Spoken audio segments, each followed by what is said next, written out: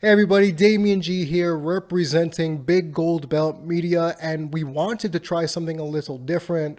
I know we normally cover nerd topics and pro wrestling, but I wanted to kind of lend a hand and do something a little bit more sports specific, as my training is in sports broadcasting. So, without further ado, and let me just get this out of the way, thank you to Big Gold Belt Media on YouTube, the BGB group on Twitter, as well as Big Gold Belt on Instagram, and myself at DamianG347 on Twitter is where you can find me for wrestling takes and sports takes and just human interaction and all that good stuff. Now that that's out the way, why would I want to start a sports show on a network when sports has been suspended? And I'm going to say, what better time than now to start a sports-specific show on a network now that sports is suspended? Because if you've been living under a rock, or if you haven't and you just figured this out, there isn't any sports to be had at the moment. Thanks to the coronavirus and the things it's been affecting, major sporting events have been canceled, major gatherings have been canceled, suspended. MLB spring training is currently suspended. The NBA and the NHL are suspended. The XFL, which was Vince McMahon's NFL alternative, has ceased operations, and they will cease their regular season, the remainder of it, after about 5 or 6 weeks. All talent will be paid. So that's kind of a silver lining in sports, as far as I'm concerned, that some of the athletes are going to be paid. Now, the whole point of sports for a lot of us, and I'll be one of those people to put myself out on the limb here, was to use it as an escape and as a kind of a resource in our personal lives to kind of decompress, because we as fans, and I will say we because I've been a fan of sports for a long time.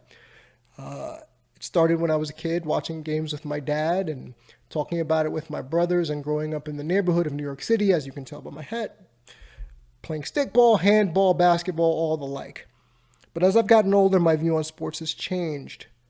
It's changed because of movies like Concussion, and that's not how kind of I view the NFL anymore. I don't have this gladiatorial view of the NFL. I don't romanticize it. I used to love boxing when I was younger, and I no longer romanticize boxing, and I don't discredit or discount the athletes that put their bodies on the line, especially in combat sports or anything physical like hockey or football or even football, the worldwide game.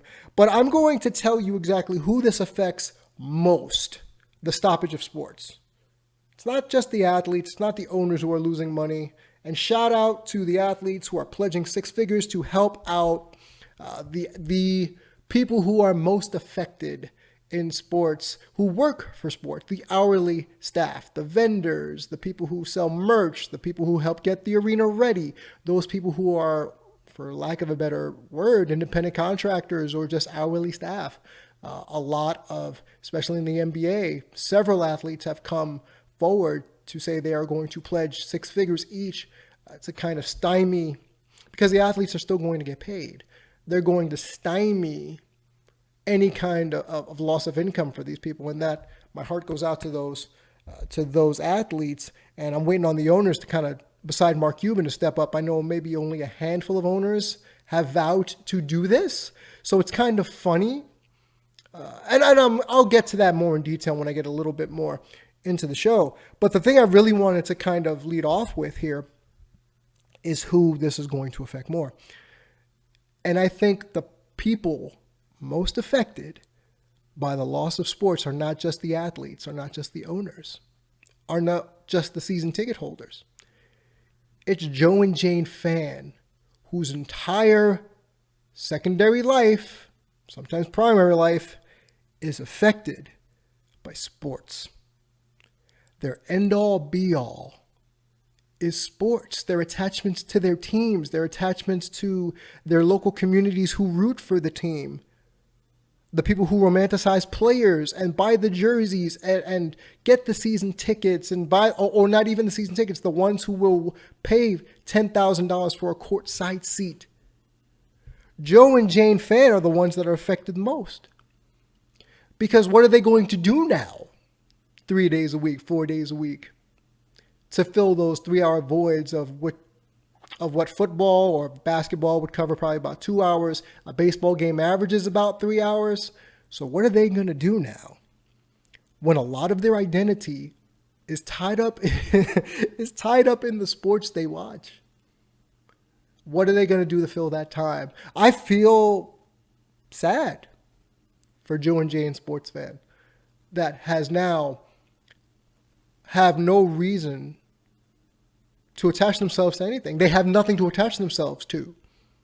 You know, those people who ride and die with their NBA teams or NBA players, those people who ride and die with the NHL or their local team that has now stopped playing because of the coronavirus. See, those are the little things that we don't think about. You know, the little seeping moments of, well, they're professional athletes and they'll be okay. Well, a lot of the people I know in independent wrestling, they're not getting paid. That's another thing. The hourly workers, the performance workers in sports are now going to suffer. And I do say suffer because a lot of them, that's their main income source. They're going to suffer. But going back to the Jane and Joe sports fan, you know, I've moved here from New York to Dallas. I currently reside in Dallas, Texas. To be quite honest, a suburb, Richardson, Texas. And I see a lot of people who love college football and everything's about the Cowboys or the NFL or the Dallas Stars or even the Mavericks. And I'm all for people who are, you know, stringent sports fans because, hey, I grew up one. I grew up a major Knicks fan, Mets fan. Yeah, I know, Mets fan. New York Giants fan. Shoot, before I moved, I started getting into NYCFC. Shout out to my boy Rick Castle. But those people who have their entire, or at least a good chunk of their identities tied into just into sports, you got to feel sorry for them. Because now what else do they have aside from day job, come home, veg out and watch a game, go to the bar, watch a game, hang with your buddies and watch a game, or talk about a game, or having the water cooler talk at work? Some of y'all are going to actually have to invest in new hobbies. Some of you are actually going to have to invest in your families and invest your money and time in something other than sports take. And I'm only referring to Joe and Jane sports fan who doesn't have much else going on, whose sole identity, as I said before, is wrapped up in the sports teams that they're supporting. So I find that really sad. I find that really, really depressing. And I'm not bashing anyone else who loves sports. I'm not saying the sports fan who loves the Knicks or the Nets or the Rangers or Houston or anyone like that they're bad people. All I'm saying is this is a time in sports to reflect on where your passions really do lie. It happened to me, and I had that moment. I had that moment years ago when I saw the movie Concussion, and my view on the NFL changed. That's why I started becoming more of an NBA fan. Because for me, the NBA was more artistic. The NBA was more flowing, fluid. I used to feel that way about hockey, especially Olympic hockey. But gratuitous violence and hitting and the gladiatorial pedestal we have professional football on, and that was my change. That's what shifted for me. So I'm curious to how many people are going to shift their mindset now that there's no sports to watch. What are the little things they're going to find? What are the new hobbies, interests, developments? Are you still going to come back as fervorous for sports? Because remember, sports hasn't really given you much, but you've given a lot to sports. Think about that, Joe and Jane sports fan. You have given your fandom, your energy, your highs and your lows. You'll miss personal events. You'll miss graduations. You'll miss a lot of big picture events for the sake of sports. Now you don't got it. So what are you going to do now? Is this your turning point? These are the questions I want to know. And again, you can find me at DamianG347. If some of you are offended by what I said, are you annoyed by what I said? And that's fine. I don't mind it. Thank you again to Big Gold Belt Media for allowing me to have this conversation. But what are you going to do, Joe and Jane? New hobby, new side hustle. The floor is yours. Are you going to start watching niche sports? Because I'll be the first to admit, I got into the XFL. I liked it. I enjoyed it. More so for the soap opera, which is pretty much why I watch professional wrestling and why I watch sports in general, for the soap opera. So I want to know what you guys are going to kind of sink your teeth into now that you don't have sports to pin your badges on. Now, when we stay in sports and we talk about sports, and we talk about kind of how we've had a reverence for athletes, another topic that comes to mind when I'm here talking to you all is we can't have it both ways, sports fans. We can't. And what I mean by that, we can't have it both ways in saying professional athletes can only be athletes, shut up and dribble, play your sport, don't talk politics, don't talk what you believe in, you're just an athlete. We can't get mad at them for speaking their minds on things they're passionate about, and at the same time, get really excited when you have people like Zion Williamson, Kevin Love, and the like giving six figures to aid those workers I referenced earlier in the show that are going to be out of work. They're going to have no money coming in, no income, and they're pledging six figures. Now, my question to you is, are you still going to talk trash about athletes? Because from what I've heard since I was a kid, you get to play a game. You should feel fortunate. How dare you multimillionaires be greedy and grimy and blah, blah, blah. You know, for something so almost trivial as sports, when you really think about it, we got a lot of opinions about people who don't know us and we don't know personally. So I want to salute, tip the cap to athletes who have the wherewithal. And I know a lot of these people are doing it for the gram and tweeting it and things like that. And do what you got to do for your brand. And I'm a bit of an old school sports guy in terms of you are not the brand and blah, blah, blah. But to those who are legitimately thinking, wow, well, there are people who work in my field and in my building that I work at, and they're going to be out of a job. You know, what I think about is, you know, when my father is quarantined and he's a building superintendent because he can't go out and do his job, how he's going to be missing out. So the fact that, you know, six-figure athletes, seven-figure athletes are coming out and saying, yeah, I'll kick in because I'm fortunate, fiscally fortunate to be able to do that. Now I'm wondering, where the hell are the rest of the owners here? Where the hell are the rest of all these billionaires who are kind of late to the party? Shout out to Mark Cuban for being the first one to jump on that. And I've respected Mark Cuban for a long time for being the sports fan that bought a team and still is a fan, but is smart enough to know that he doesn't have all the answers just because he's the owner. So I give him a tip of the cap. But those are the things that make me happy about sports, is when you hear these stories of, you know, you hear the stories of just athletes kind of just coming through. Either they're building schools or financing businesses for other people in low-income neighborhoods, or they're trying to just educate people, educate themselves.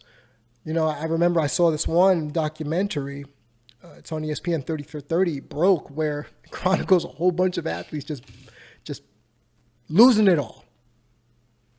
See, but when you give in this situation, when you give it from your heart and you give it because you know it's going to help other people, it hits a little different. It really does. And someone like me who grew up with nothing really appreciates the fact that, you know, the little guy isn't forgotten. You know, we're not just cast aside because of everything that's going on out there with the self-quarantines and the mandated quarantines. Athletes are stepping up. You know, back in the day, Charles Barkley said, I'm not a role model. But now a lot of these athletes are, you know, maybe there are aspiring role models out there in athletics. Maybe people do see that their value goes beyond just dribbling a basketball or throwing a baseball or hitting a home run or scoring a goal or throwing a touchdown pass. We all have value. And I think the athletes now, because sports has been suspended, trying to chip in for the little guy and gal, and even chipping into research for the coronavirus, you know, just making sure people get tested, making sure that their fellow men and women are taken care of in their own way. just like if someone like me donates to a charity that I believe in, they're doing the same. So they're human, man. They bleed, they breathe. They're just like us. They just have a value set that a multi-millionaire or billionaire is willing to pay for. That's not their fault. I applaud them for doing that now. And athletes, especially in today's society, I think get a bad rep. And I know social media has a lot to do with it, but I'm very appreciative of it. Again, going back to just people complaining that students should be paid in the NCAA, and I'll get into that on another day. I just want to say how grateful I am to know that, one, sports can breed bigger topic stories. Sports can breed bigger interest. And sports can even be humanitarian if you think about it. The fact, again, they don't have to give you anything. They earn that. What's the old phrase? You weren't with me shooting shots in the gym. So you can't have it both ways, Joe and Jane sports fan. You just can't. You can't on one hand say, hey, you're just playing a game, you don't deserve it. And then on the other hand say, well, what are you doing to try to help this situation? And as I say that, it makes me sad knowing that they're going to try to have it both ways. They're going to try to eat the cupcake and then bemoan you for eating said cupcake. I'm always saying that because I'm hungry and I'm thinking about cupcakes. But that's my 2 cents here on this situation. Again, you've been listening to the Big Gold Belt. You can find us everywhere. BGB. Sorry, I just got really emotional talking about this. BGB Gold on Twitter. Big Gold Belt on IG, Big Gold Belt Media on YouTube, myself, Damian G347 on Twitter, and I just want to thank you. And my parting shot for a lot of things that I talk about, be it big picture or sports, without you, there is no us. And I'll catch you next time. So, bye.